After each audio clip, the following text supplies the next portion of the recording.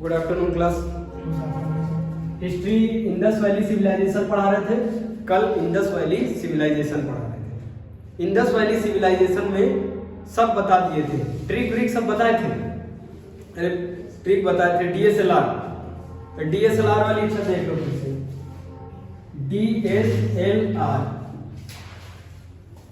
DSLR हमको मिल जाए, हम बताए थे अगर हमको डीएसएलआर मिल जाए तो हम कहाँ जाएंगे? मोदी जी के क्षेत्र जाएंगे। और मोदी जी के साथ सेल्फी लेने जाएंगे, नहीं जाएंगे? और मोदी जी का क्षेत्र कौन सा है? गुजरात। तो ये चारों साइटें कहाँ पे है गुजरात में? पहला धोलावीरा, दूसरा सुरकोटदा, लोथल, रंगपुर। रंगपुर भी गुजरात में है। क्लियर है? कल भूल गए थे। धोलावीरा कहाँ? गुजरात। सुरकोटदा कहाँ? गुजरात। लोथल कहाँ? गुजरात। रंगपुर कहाँ? गुजरात। राखीगढ़ी और रंगपुर से न कंफ्यूज होना। राखीगढ़ी हरियाणा में है, ये हिसार डिस्ट्रिक्ट में राखीगढ़ी। लेकिन ये जो रंगपुर है, रंगपुर से क्या मिला था?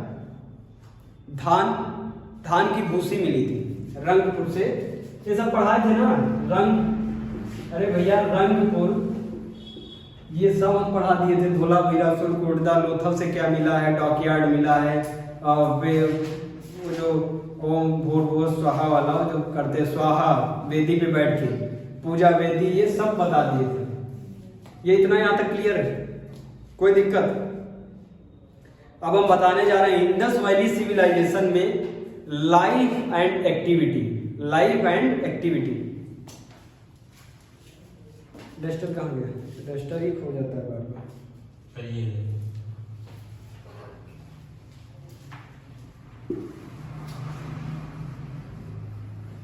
इंडस वैली सिविलाइजेशन, सिंधु घाटी सभ्यता सारे एग्जाम में बहुत इंपॉर्टेंट है।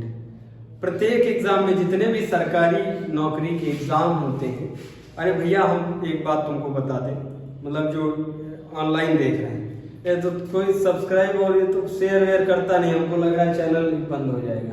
हमारा जो मुख्य एम है, मतलब जो मेरा एम है पढ़ाने का, वो हम जहां भी बता चुके तुम लोगों को ऑफलाइन। अगर कोई बहुत गरीब है, तो गरीब है और जिसके पिताजी की डेथ हो गई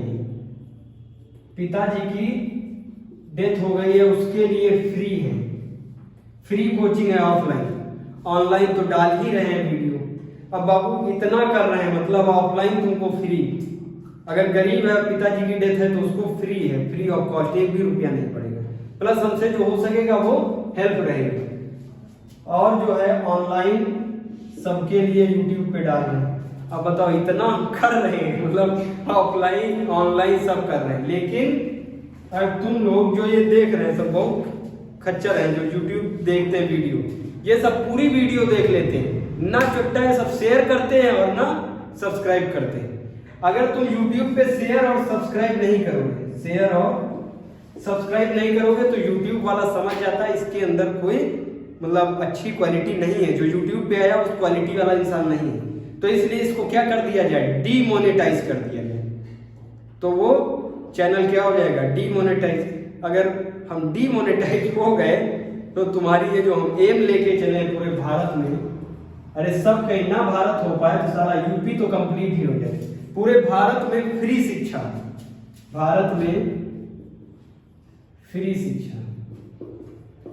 ये जो चैनल पे गरियाते हैं, ये बहुत सारे वो चैनल बनाते हैं, उस पे गाली वाली देते हैं, उनके 2-2, 3-3 मिलियन सब्सक्राइबर है नहीं है उनके। सब भारत किधर जा रहा? गाली वाले चैनल 10 मिनट में 1 लाख लोग देखता है, गाली वाले चैनल। और जो पढ़ाई वाला चैनल है, तो हमारा एक ही एम है भैया, हमको कुछ ना मिले, हमको कुछ नहीं चाहिए, बस हमारा एक ही एम है कि पूरे भारत में फ्री शिक्षा फैलाने। मतलब किसी के पास पैसा नहीं है, किसी के फादर की डेथ हो गई, तो उसको ये महसूस ना हो कि हमारे पास अगर पैसा होता और हमारे पिताजी होते तो हम भी आगे बढ़ जाते, पढ़ाई करते। तो इसलिए हम ऑफलाइन भी जो इस प्रकार के स्टूडेंट हैं उनके लिए फ्री है, एकदम फ्री ऑफ कॉस्ट। और ऑनलाइन तो डाल ही रहे हैं, इसके बावजूद ये सब जितने चट्टा वाले हैं ये सब वीडियो देख लेते हैं और ना शेयर करते, शेयर नहीं करते। और ये सब पता क्या सोचते हैं, शेयर कर देंगे दूसरे के पास तो वो पढ़ लेगा तो उससे पहले उसका हो जाएगा सिलेक्शन। ये सब पता नहीं कैसे फितूर जो भी चलता हो उनके अंदर फितूर। और सब अगर शेयर नहीं करोगे ज्यादा से ज्यादा, व्यूअर और सब्सक्रिप्शन नहीं होंगे तो यूट्यूब चैनल क्या हो जाएगा, बंद हो जाएगा। हम तुमको फ्री में एक एक लेक्चर डिलीवर कर रहे हैं।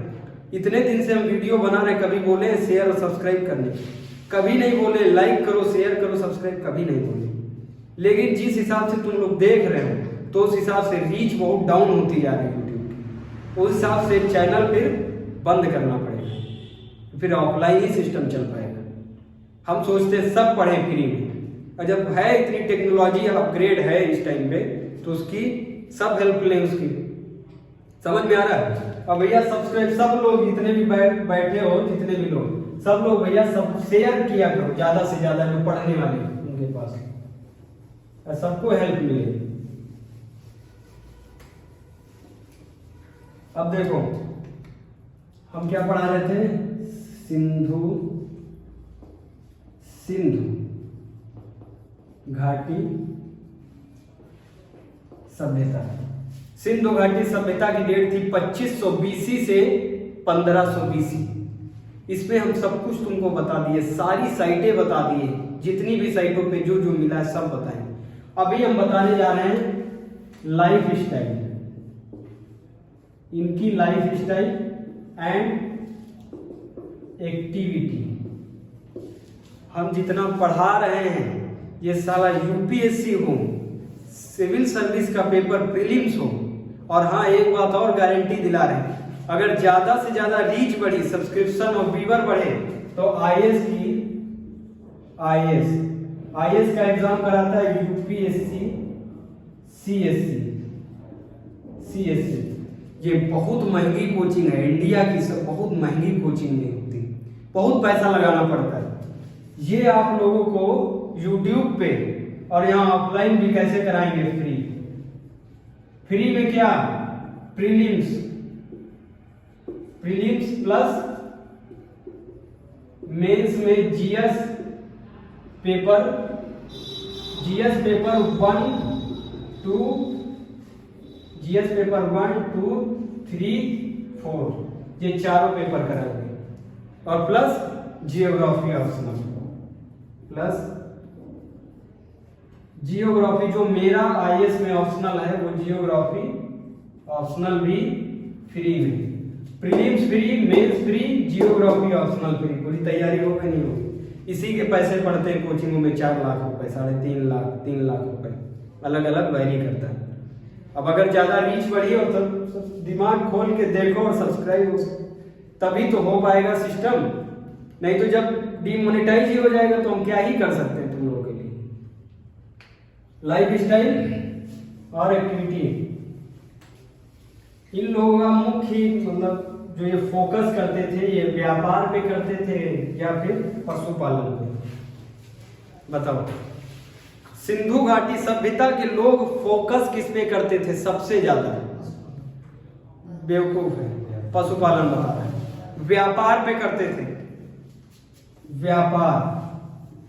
व्यापार पे फोकस था। अब बताओ, व्यापारी इंसान कभी लड़ाई दंगा करता है? उस जो व्यापारी इंसान होगा वो लड़ाई दंगा कर देगा तो उसकी दुकान पे तुम खरीदने जाओगे? नहीं खरीदने जाओगे।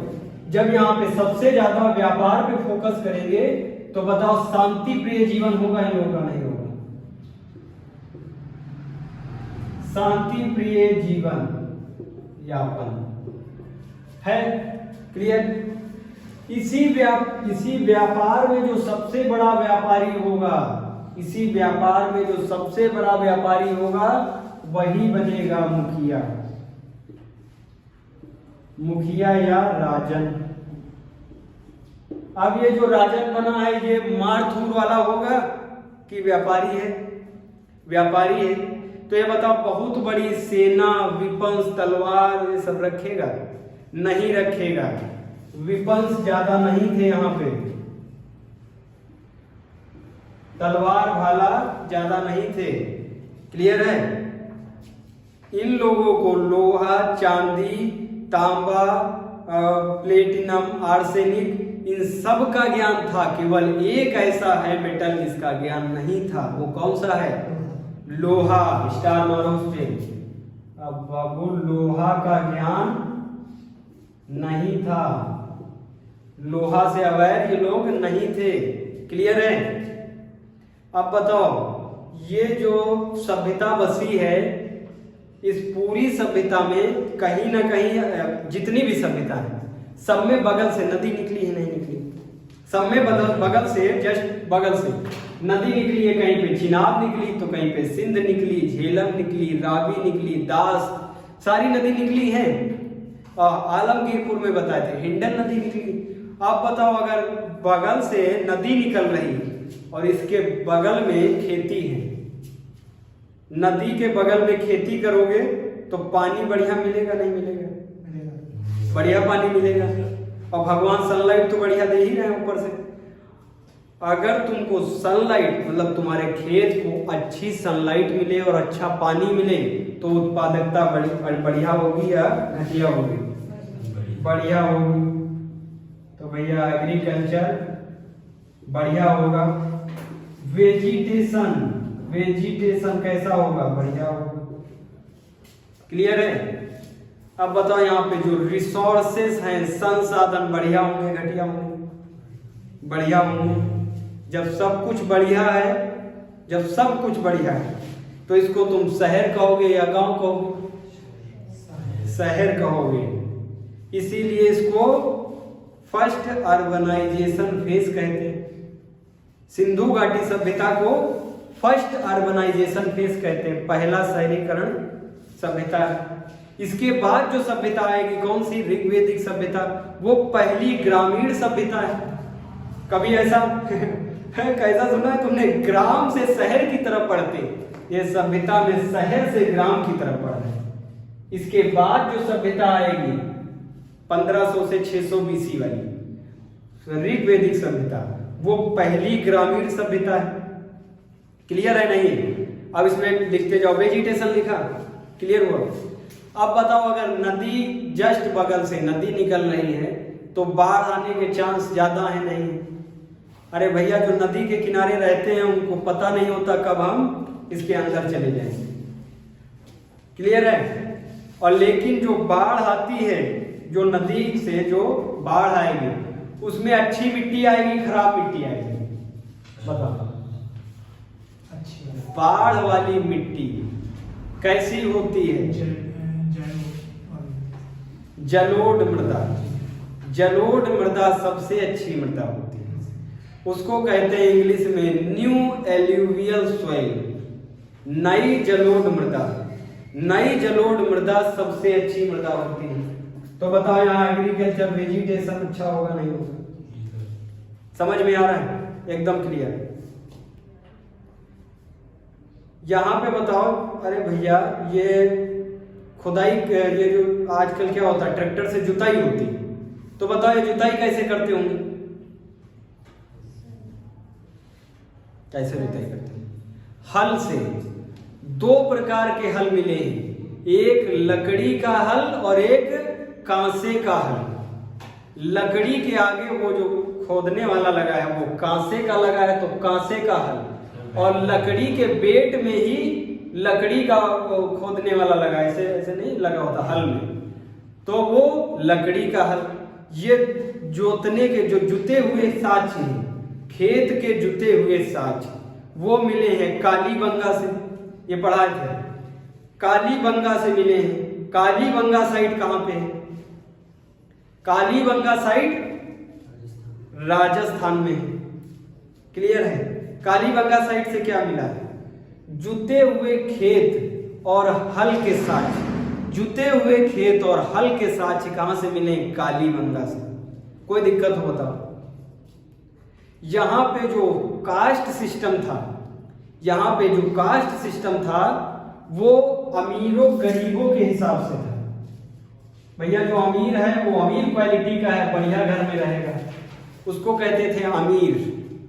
और जो गरीब है उसको क्या कहेंगे? गरीब। यहाँ पे ब्राह्मण क्षत्रिय वैश्य शूद्र जैसी व्यवस्था नहीं है। वर्ण व्यवस्था देखी नहीं जाती। यहाँ पे वर्ण व्यवस्था नहीं है, यहाँ पे वर्ण व्यवस्था नहीं है। फिर दोहरा रहे, यहाँ पे कैसी व्यवस्था है? अमीर और गरीब। अब भैया पैसे वाली व्यवस्था है। व्यापारी का मेन मुद्दा क्या होता है? पैसा। पैसे वाली व्यवस्था मतलब पैसा ज्यादा तो अमीर, पैसा कम तो गरीब। क्लियर है? हेडिंग डालो, डोमेस्टिकेशन ऑफ एनिमल।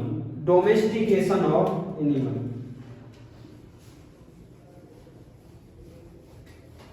इसके बाहर से सिंधु घाटी सभ्यता से कोई क्वेश्चन नहीं जाएगा। तुम पेपर चाहे जो दो, UPSC, SSC, bank, railway, PSI, कुछ भी, जो भी सरकारी पेपर। अरे भैया उस पेपर में सिंधु कालीबंगा क्या बदल जाएगा? रहेगा तो कालीबंगा ही।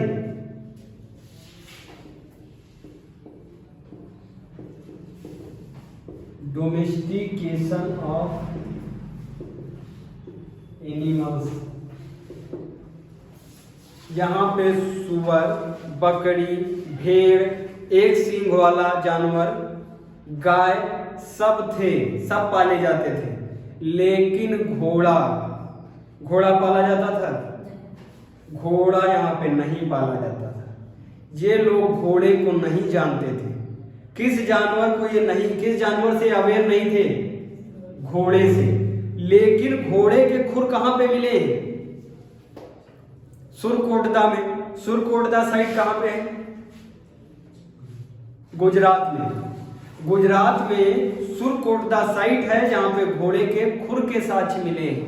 लेकिन घोड़े यहाँ पे नहीं थे। सिंधु घाटी सभ्यता में घोड़े नहीं थे। बाकी सबसे ज्यादा जो इज्जत थी किसी जानवर की तो वो एक सींग वाला जानवर था। एक सींग वाला जानवर। उसमें देखा है मोहनजोदारो में एक सील होती है ऋतिक रोशन के पास।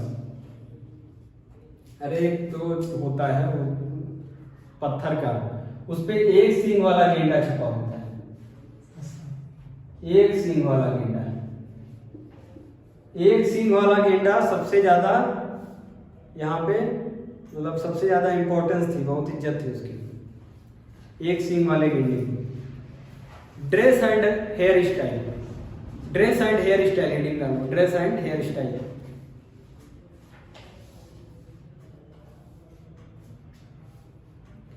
Dress and hair style.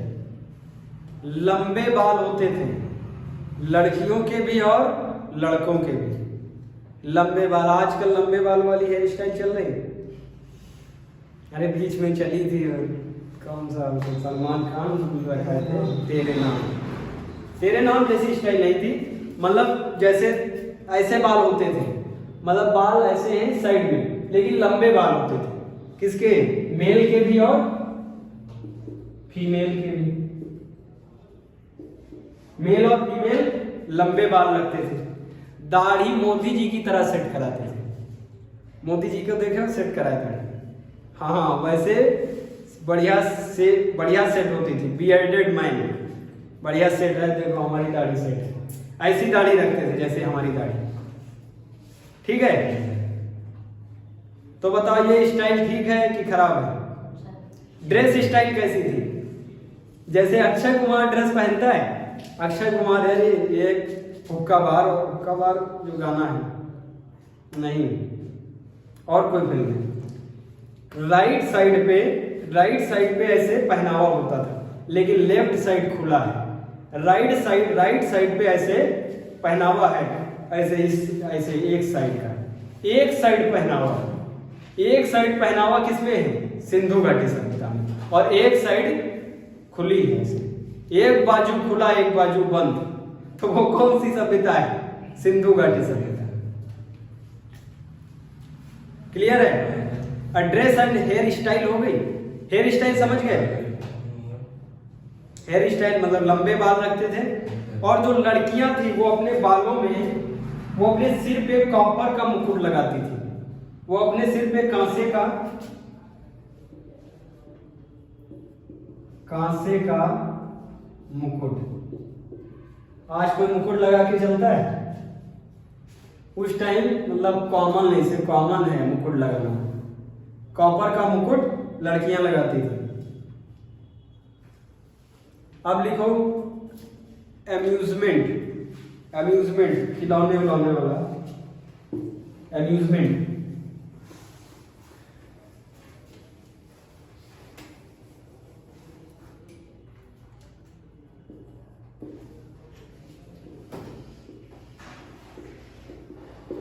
Amusement heading डाली, इसमें डालो जो बड़े लोग थे, मतलब जो एडल्ट थे, वो क्या करते थे, शिकार करते थे और लोडू, एक टाइप लोडू टाइप का होता है, जो एडल्ट है उनका खेल देखो,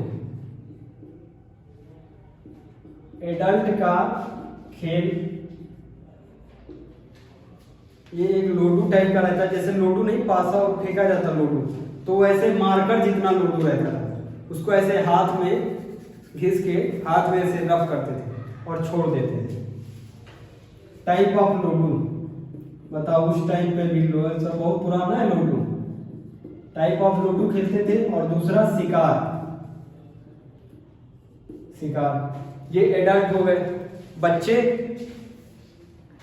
अरे ये टाइप ऑफ लोडू इसको क्या बोलते हैं, डाइस, डाइस ही तो बोलते हैं लोडू को। टाइप ऑफ एक लोडू, ये कौन खेलता था, बड़े लोग, मतलब बड़े एज में एडल्ट है वो ऐसे खेल खेलेंगे, शिकार खेलेंगे। अब बच्चों के खेल, बच्चों के खेल, बच्चों के खेल कैसे होते होंगे बताओ। जब तुम बहुत छोटे थे तो मम्मी वो बना देती थी, वो आटे में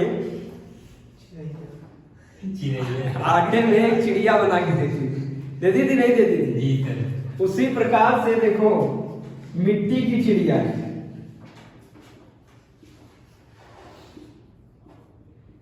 मिट्टी की चिड़िया, और इस चिड़िया के पीछे छेद है, चिड़िया के पीछे छेद कर देंगे, एक इसके मुंह के तरफ छेद कर देंगे। आप उसको जब उसमें से फूकोगे कस के तो क्या बजेगा, विसल टाइप का सीटी बजेगी। देखो अगर ये चिड़िया आटे से बनाई गई, मम्मी आटे से बनाती थी, तो इसको कहोगे टेराकोटा, तो इसको टेराकोटा नहीं कहोगे। और यहाँ पे किसकी बनी है, मिट्टी की, मिट्टी को ये लोग पका देते थे तो इसको क्या बोलते थे, टेराकोटा। तो बताओ खिलौने कैसे हैं, टेराकोटा के हैं नहीं है। एक बंदर बनाएंगे, मिट्टी का बंदर है, और मिट्टी के बंदर में ऐसे बीच में डंडी लगा देंगे, उसका सिर पूरा घूमेगा, पूरा सिर घूमेगा तो बच्चे उसको खेलेंगे नहीं खेलेंगे। मूवेबल हेड मंकी, ये भी किसका बना है, टेराकोटा का। टेराकोटा शब्द, भाई परेशान ना हो जाना कि टेराकोटा ये क्या है, बहुत खतरनाक लग रहा है। टेराकोटा कुछ नहीं है, मिट्टी का खिलौना बनाया गया, मिट्टी को पका दिया गया, तो क्या हो गया, टेराकोटा हो गया। अगर अब ध्यान देना, देखो बिल्कुल ध्यान से सुनना, मिट्टी को पका दिया तो वो टेराकोटा, मिट्टी का खिलौना अगर आग में पका दिया तो टेराकोटा। अगर वहीं पे पोट्री बनाई, पोट्री समझते हो, अरे भैया पोट्री जिसमें वो फूल उल रखे जाते हैं, वो गुलदस्ता जैसा रहता है, वो मिट्टी का बनाया और पका दिया तो इसको कहेंगे मृदभांड। मृदभांड बताओ, मृदभांड क्लियर है। पोट्री को क्या कहते थे, मृदभांड। क्लियर हुआ नहीं।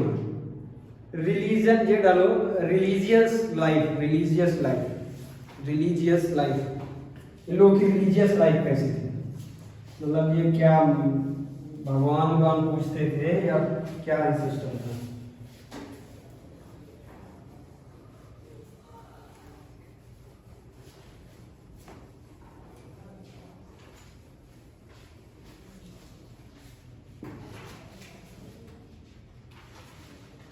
लिखो, हेडिंग डालो, रिलीजियस लाइफ। मूर्ति पूजन करते थे। मूर्ति पूजन, मूर्ति में क्या, एक तो है मातृ देवी की मूर्ति, पहली है मूर्ति पूजन में, पहली है मातृ देवी की मूर्ति, मातृ देवी की मूर्ति। इस मातृ देवी की मूर्ति में उसका जो जेनाइटल पार्ट है, मातृ देवी का जो जेनाइटल पार्ट है उसमें से पेड़ उगता हुआ दिखाया गया है। जेनाइटल पार्ट से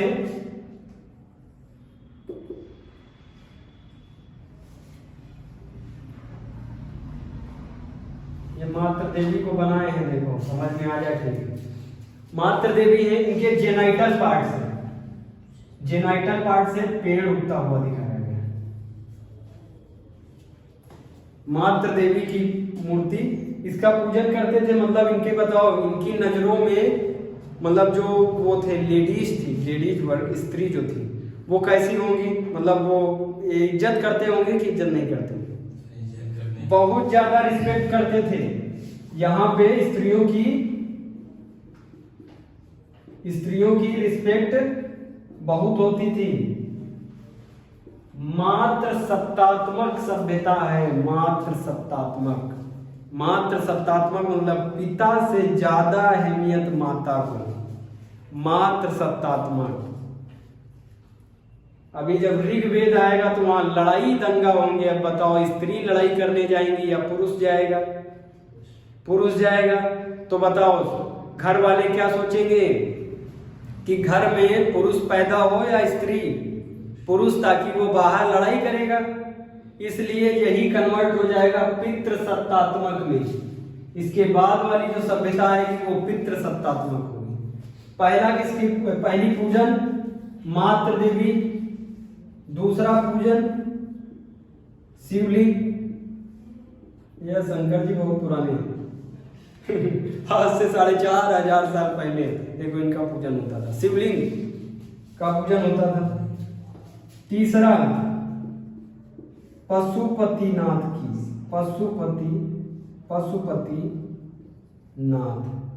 पशुपतिनाथ को योगी कहा गया है। पशुपतिनाथ को योगी मुद्रा में वो बैठे। योगी मुद्रा मतलब टकले हैं और पलथी जमा के बैठे, जिसकी पूजा हो रही, ध्यान देना। क्या नाम है इनका? पशुपतिनाथ। पशुपतिनाथ योगी मुद्रा में बैठे। योगी मुद्रा कहते हैं एक टांग नीचे और उस टांग के ऊपर टांग से। ये पलथी जमाना नहीं कहते, पलथी जमाने को योगी मुद्रा नहीं कहते। वो योगी मुद्रा होती है ऐसे, एक टांग के ऊपर एक, नवाबी में जो बैठते हैं एक टांग के ऊपर एक टांग चढ़ा के बैठे हैं। इनके बगल में हाथी, भेड़, इधर शेर, गेंडा, नीचे हिरन, ये सब बने हैं। लेकिन यहाँ पे हमने कहीं बताया घोड़ा बना है, घोड़ा नहीं बना है। किसकी पूजा कर रहे हैं? पशुपतिनाथ की, शिवलिंग की, मातृ देवी की। और ये करते थे नेचर की। नेचर समझते हो भैया? ट्री, पानी, जल, इसकी पूजा करते थे। कहीं पे मंदिर के साक्ष्य नहीं मिले, मूर्ति पूजन के साक्ष्य है नहीं है भैया। मातृ देवी देवी हो गई, पशुपतिनाथ देवता हो गए। लेकिन देवता से ज्यादा रिस्पेक्ट किसकी है? देवी की। तो मतलब ये जो समाज है कैसा है? मात्र सत्तात्मक समाज है। क्लियर हुआ? शिवलिंग की पूजा होती है, नेचर की पूजा करते हैं। नेचर मतलब नीम की पूजा करेंगे, बरगद की पूजा करेंगे, पानी की पूजा करेंगे, सनलाइट की पूजा करेंगे, सूर्य देवता की। इतना क्लियर है? कोई दिक्कत यहां तक? नोट डाउन करो।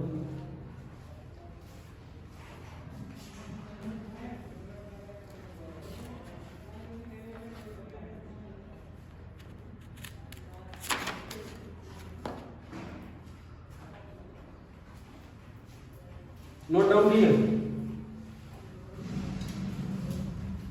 रिलीजियस लाइफ समझ में आ गई?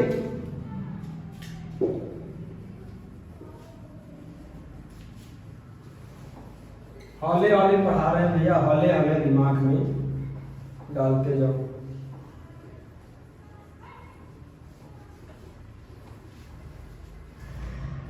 अब हेडिंग डालो craft and technology. Craft and technology इतना डिटेल में पढ़ा रहे हैं, इससे ज़्यादा तुमको कोई नहीं पढ़ाएगा। टेक्नोलॉजी, क्राफ्ट एंड टेक्नोलॉजी इनकी देख लो। बताओ इस टाइम पे सबसे ज्यादा जो ये किस उसका मेटल का यूज करते हैं? कांसे का। इसीलिए इसको कहते हैं कांस्य युगीन सभ्यता। कांस्य युगीन सभ्यता कहते हैं, नहीं कहते। ये जो कांसा बनाया जाता है, ध्यान से सुनना, कांसा जमीन से नहीं निकलता है। कांसा जमीन से नहीं निकलता है, कांसा को बनाया जाता है, मोम विधि के द्वारा बनाया जाता है। समझना। अरे बाबू ध्यान दो, टीन ले लो प्लस कॉपर ले लो। टीन और कॉपर, कॉपर लचीला होता है और टीन थोड़ी उससे लचीली नहीं होती। टीन ऐसे जैसे सेटर वगैरह में टीन लगती है। टीन हो गया और कॉपर हो गया। इन दोनों को बहुत ज्यादा टेम्परेचर पे, टेम्परेचर ज्यादा हो, बहुत ज्यादा टेम्परेचर होगा तो कॉपर गल जाएगा, पानी जैसा हो जाएगा, नहीं हो जाएगा? हो जाएगा। टीन भी पानी जैसा हो जाएगा। और इस गलाने की प्रक्रिया को क्या कहते हैं? इस गलाने की प्रक्रिया को कहते हैं मोम विधि। मोम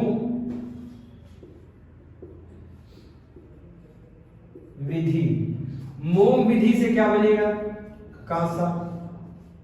तो बताओ कांसा जमीन से निकलता है, पीतल नहीं।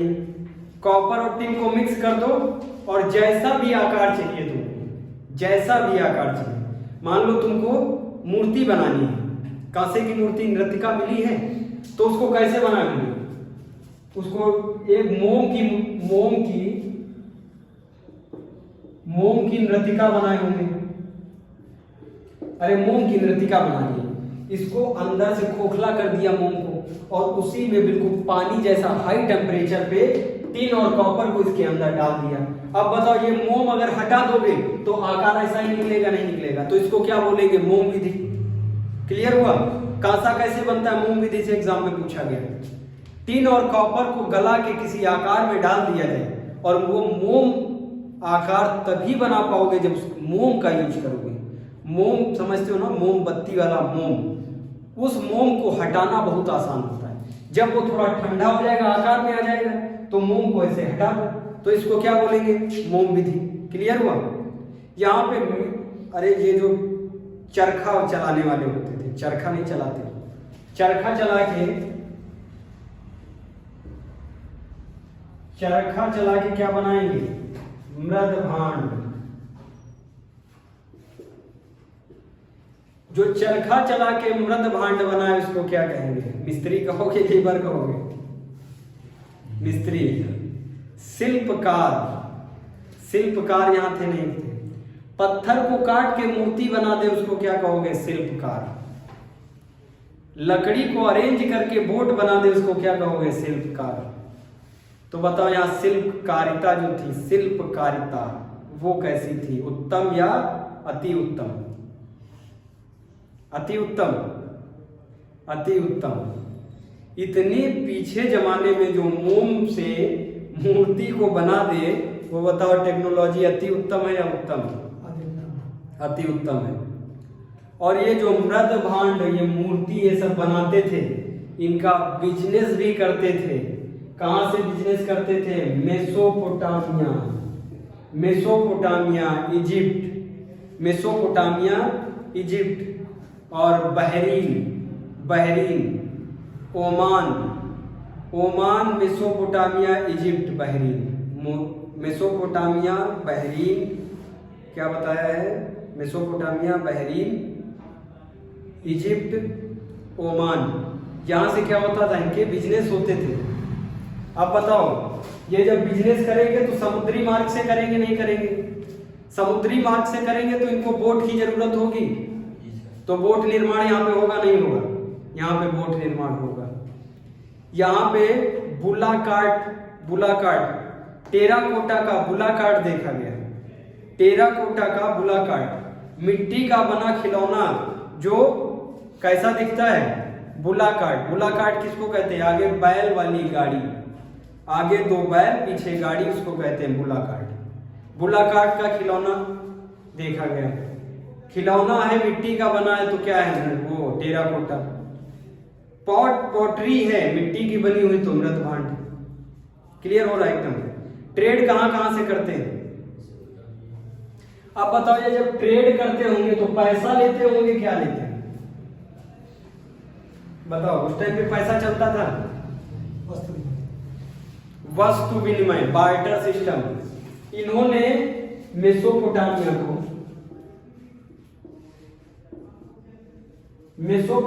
को मृत भांड दिया।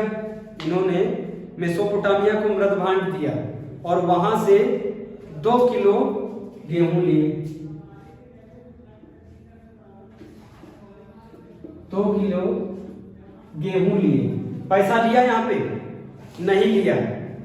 अगर तुमने किसी चीज को एक्सचेंज कर लिया, वस्तु से वस्तु को एक्सचेंज कहते हैं वस्तु विनिमय। वस्तु से वस्तु को एक्सचेंज कर लो तो उसको कहेंगे वस्तु विनिमय। लेकिन यहाँ पे डबल कोइंसिडेंस होना चाहिए। अब ये नहीं है कि मार्कर, हम तुमसे कहते हैं भैया मार्कर ले लो और अपना बैग दे दो, देगा कोई? नहीं देगा। मार्कर के बदले पेन मांगेंगे, दे देगा। अरे भैया ये डस्टर, ये जो डस्टर है, ये डस्टर भी है 20-25 रुपए का डस्टर है और 25 रुपए का मार्कर है, समझना। तो बताओ दोनों की औकात सेम है नहीं है? दोनों की औकात सेम है तो ये दोनों बदल जाएंगे। हम उससे डस्टर ले सकते हैं, उसको मार्कर देख सकते हैं। इसी औकात को कहते हैं इंग्लिश में डबल कोइंसिडेंस। अगर औकात सेम है तभी वस्तु विनिमय होगा, अगर औकात सेम नहीं है तो वस्तु विनिमय नहीं होगा। अब ये बताओ, ये मृत भांड दे रहा है, हड़प्पा वाला मृत भांड दे रहा है और मेसोपोटामिया वाला इनको आधा किलो, हाफ आधा किलो गेहूं दे तो ये मृत भांड देंगे? देंगे नहीं देंगे। तो बताओ डबल कोइंसिडेंस होना चाहिए नहीं होना चाहिए? वस्तु विनिमय में सबसे मेन क्या होता है? वस्तु की औकात, वस्तु की बराबर औकात। वस्तु की बराबर औकात को इंग्लिश में कहते हैं डबल कोइंसिडेंस होना चाहिए। क्लियर है इतना? कोई दिक्कत?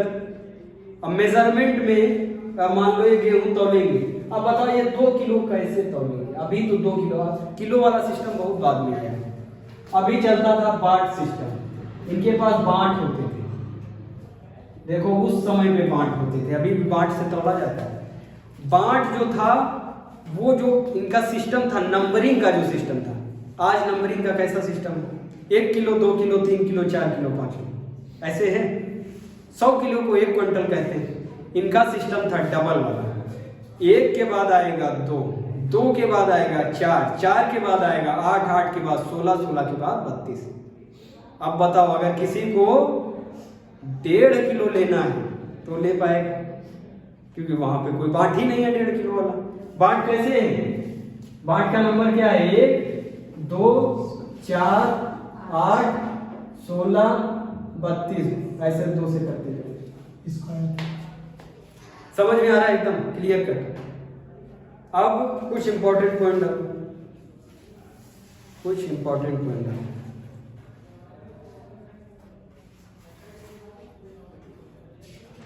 लिखो, इंपॉर्टेंट फैक्ट। तो ये सब निपट गया सिंधु घाटी सभ्यता एकदम। सिंधु घाटी सभ्यता का जब पतन होगा तो पतन कई लोग बताते हैं आर्य के आक्रमण से हुआ है। सिंधु घाटी सभ्यता का पतन हुआ है, ये गलत ठहरा दिया गया। जो मूवी में दिखाया गया है मोहनजोदारो का लास्ट में पतन कैसे दिखाया गया, ऋतिक रोशन की मूवी है मोहनजोदारो। उस मोहनजोदारो का लास्ट में पतन हुआ था बाढ़ से। तो बताओ सिंधु घाटी सभ्यता का पतन कैसे हुआ? बाढ़ से। कोई दिक्कत? लिख लो, बाढ़ से इसका पतन हुआ। उसके बाद डालो इंपॉर्टेंट पॉइंट। इससे ज्यादा भैया नहीं पूछा जाता एग्जाम में। अब फिर इससे ज्यादा पढ़ोगे तो इतिहासकार तुमको कहेंगे लोग।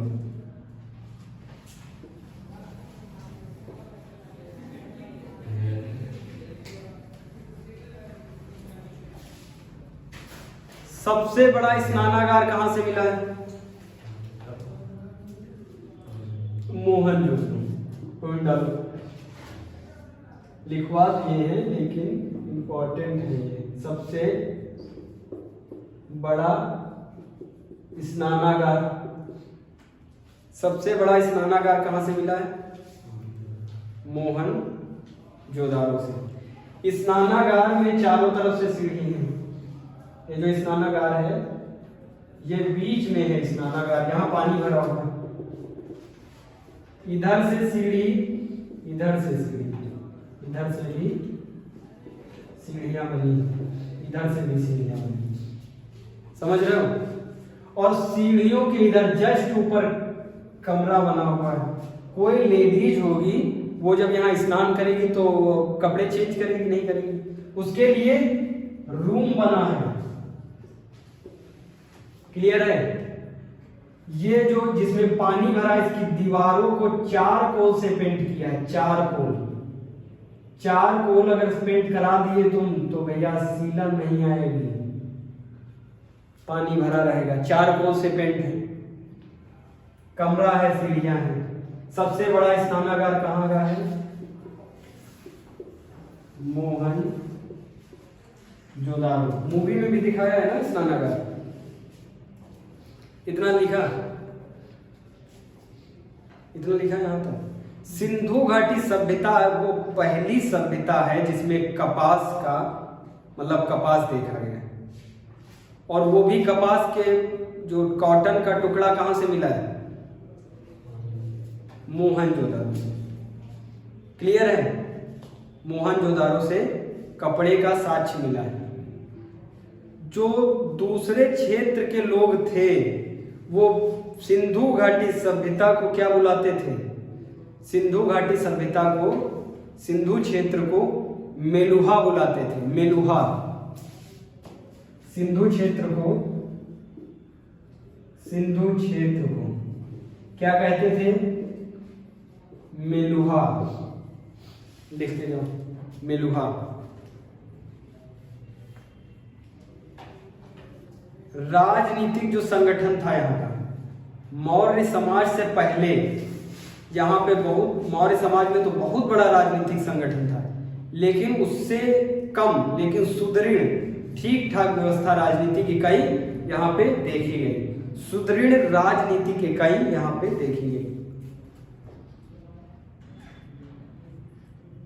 इन लोगों का बताओ फोकस व्यापार पे होगा या लड़ाई दंगे पे? व्यापार पे। वाणिज्यिक मतलब जो वाणिज्यिक था, व्यापार था, उस पे ये लोग ज्यादा फोकस करते थे।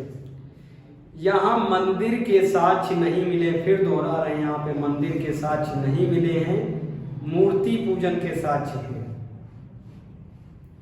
यहाँ मापन के लिए क्या होता था? बांट। मापन के लिए बांट होता था। क्लियर है एकदम?